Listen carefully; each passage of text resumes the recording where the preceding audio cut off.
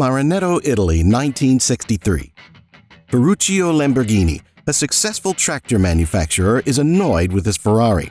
Thinking the clutch breaks too easily, he dared knock on the door of Enzo Ferrari. The short-lived meeting would alter the course of supercar history. Ferruccio explained the clutch on his Ferrari 250 GT was bad and made a suggestion on what improvements could be done on the car.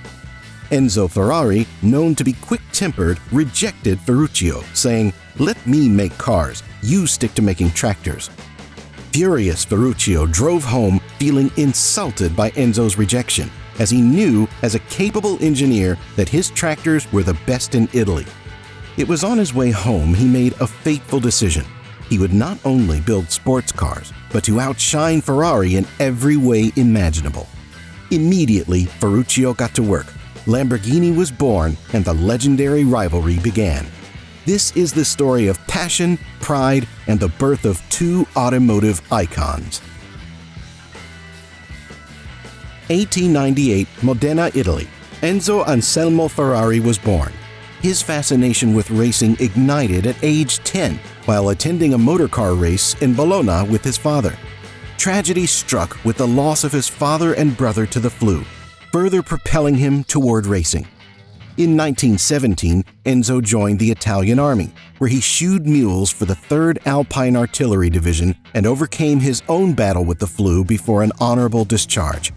In 1919, he ventured to Milan, becoming a test driver for Costruzioni Meccaniche Nazionali. Soon, he joined Alfa Romeo, debuting at the Parma Poggio de Berceto hill climb race. The year 1923 brought victory at the Circuito del Savio and a fateful encounter with the parents of World War I ace Francesco Baracca. They suggested he adopt the prancing horse emblem for their son's plane, symbolizing Ferrari's future mark.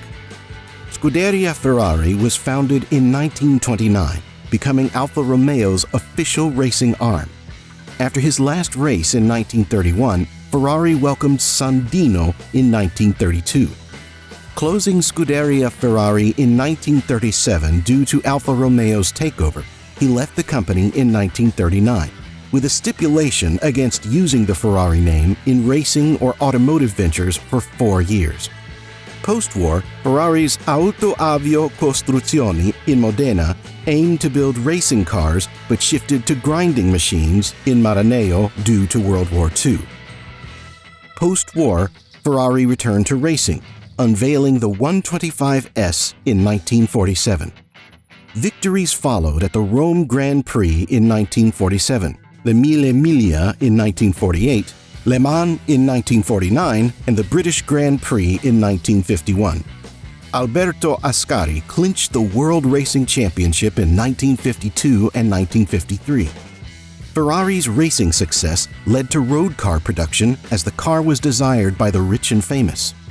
Personal turmoil struck in the 1950s with the loss of his son Dino in 1956 and the tragic deaths of 6 drivers between 1955 and 1965, facing a manslaughter trial after the 1957 Mille Miglia accident. In 1961, Ferrari experienced the Palace Revolt, which saw the departure of key engineers and executives partly due to issues with his wife's involvement. Born in 1916 to farming parents, Ferruccio Elio Arturo Lamborghini displayed an early fascination with mechanics. He began working on his father's tractor and later attended a technical school in Bologna. During World War II, he served in the Italian Air Force's transport sections. After 1944, he became a British military prisoner of war, where he gained valuable experience in maintaining vehicles. After World War II, Lamborghini began repurposing surplus materials into tractors for local farmers. This marked the inception of the Lamborghini tractor business, initially in a small garage. Its success necessitated a move to larger facilities. In 1949, Lamborghini commenced building tractors from scratch, establishing the Lamborghini Trattori factory, which rapidly expanded production and gained a reputation for producing Italy's finest tractors. The successful tractor business led to another venture in air conditioning and central heating equipment, further boosting Ferruccio Lamborghini's wealth. He soon became one of Italy's wealthiest individuals. Having a deep passion for fast cars, Ferruccio owned several exotics, including a Mercedes SL 300, a Jaguar, and a Ferrari. However, when his personal Ferrari experienced clutch issues, Ferruccio, known for his hands-on approach, personally visited Enzo Ferrari to voice his concerns. Noticing that Ferrari's clutch was like those in his tractors, Ferruccio drove the Ferrari to the Cento factory. There, he had a Borg and Beck clutch, apart from one of their tractor models, installed to resolve the issue. This fix proved effective, and the problem never recurred. Ferruccio, tired of his Ferrari's clutch, dared to confront the formidable Enzo Ferrari himself. Their brief encounter would echo through the annals of supercar history.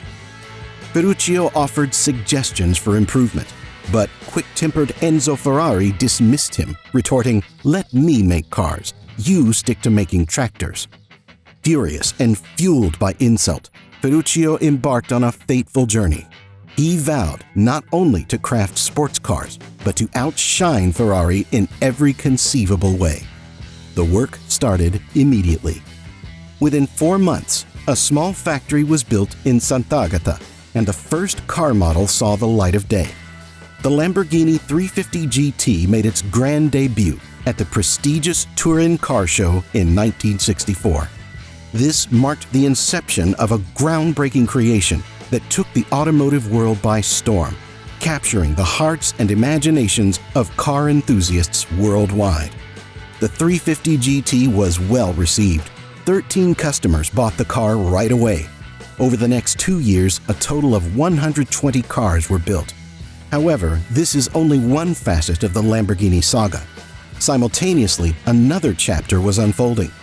Frustrated with Enzo Ferrari's management, 5 former key figures from Ferrari, including legendary engineer Carlo Citti and development manager Giotto Bizzarini, decided to strike out on their own.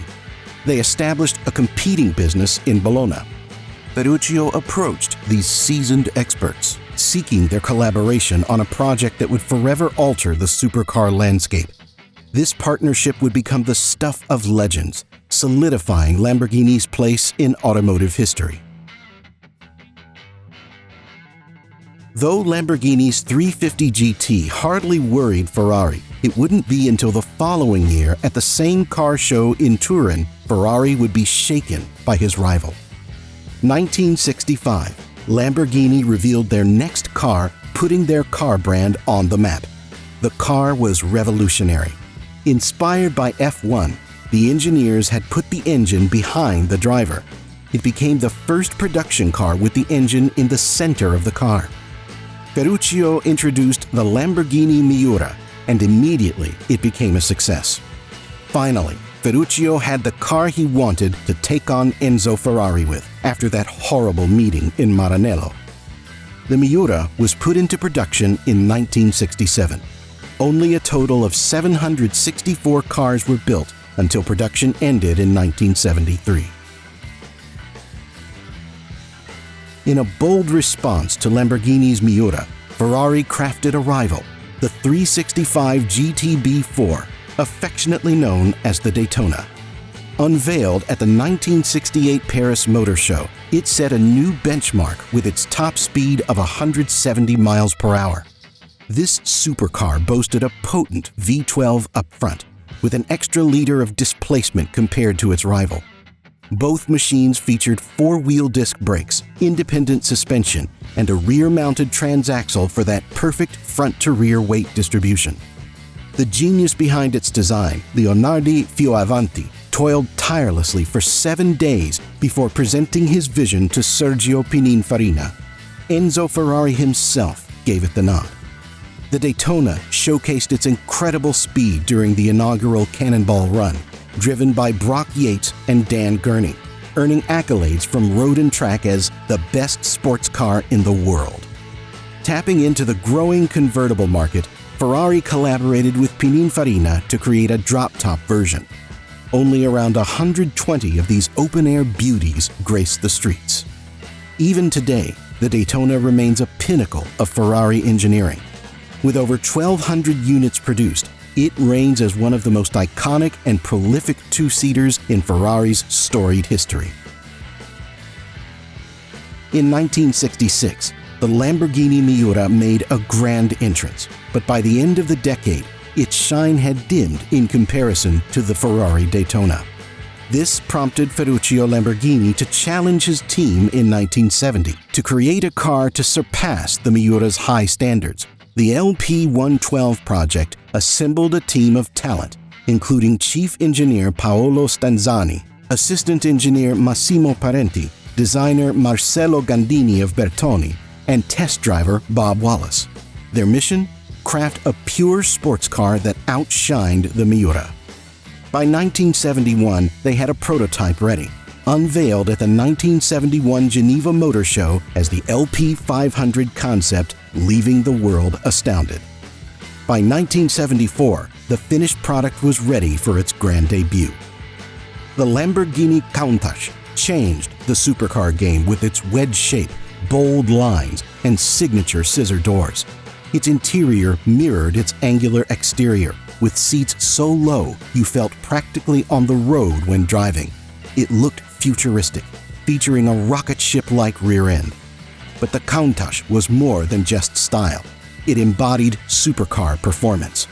It housed a naturally aspirated V12 engine with a longitudinale posteriore orientation, setting a trend for Lamborghinis. Paired with a 5-speed manual gearbox, the engine's output evolved from a 4.0-liter, 370-horsepower version to a refined 5.2-liter, 449-horsepower powerhouse. It sprinted from 0 to 62 miles per hour in 4.5 to 5.9 seconds and reached top speeds between 158 and 185 mph. The Countach wasn't just a car, it was an icon, blending breathtaking aesthetics with awe-inspiring performance. In the 1980s, Ferrari introduced a legendary car called the Testarossa, meaning redhead in Italian. This name came from the red-painted engine parts you could see through a special window in the back. The Testarossa had a very powerful engine, like a beast under the hood, with 390 horsepower. It became super famous and was on the cover of Road and Track magazine 9 times in just 5 years. Ferrari made lots of Testarossas, and even though they had a steep price tag coupled with an impressive figure, they became pretty common. In 1985, they sold for about $94,000 in the United States, even bearing a hefty $2,700 gas guzzler tax, equivalent to $5,100 today. The Testarosa's lineage traced back to the 512 BBI of 1981. These siblings shared a common platform, albeit the Testarossa boasting coilover shocks at the rear. The engine lineage was similar, but the Testarossa's power plant featured an impressive 4 valves per cylinder. One unique thing about the Testarossa was how it kept cool. Instead of one big radiator at the front like most cars, it had the distinctive side-mounted air intakes, bold strakes, and the wide, commanding body we've come to associate with the Testarossa. Beyond the feud with his new car, Enzo faced challenges outside the Ferrari company. He nearly merged with Ford in 1963, but withdrew due to control concerns, eventually selling a 50% stake to Fiat in 1969 due to financial issues. Enzo resigned as president of his company in 1977, but maintained control. He later received an honorary degree in physics from the University of Modena before his death on August 14, 1988 in Maranello, attributed to kidney disease. Enzo Ferrari created cars which would win over 4,000 races and 13 world championships.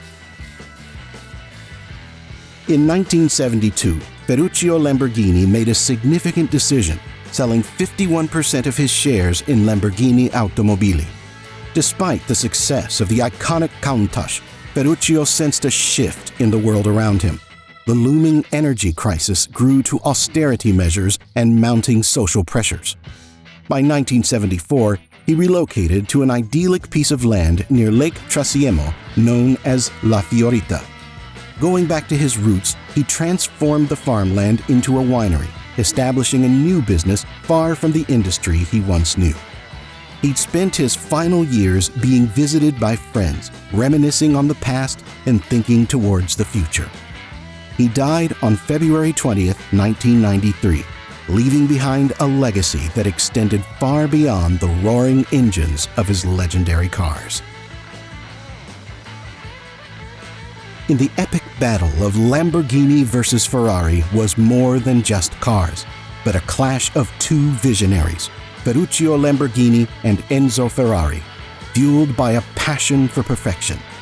Their journeys took different paths, leading to the loss of their companies, but their legacies stand tall, epitomizing innovation, power, and an unwavering commitment to automotive excellence. This saga isn't confined to the past. It's a testament to human ingenuity and the relentless pursuit of progress. Lamborghini and Ferrari's rivalry symbolizes the boundless pursuit of greatness. The road ahead is open, and the possibilities are endless.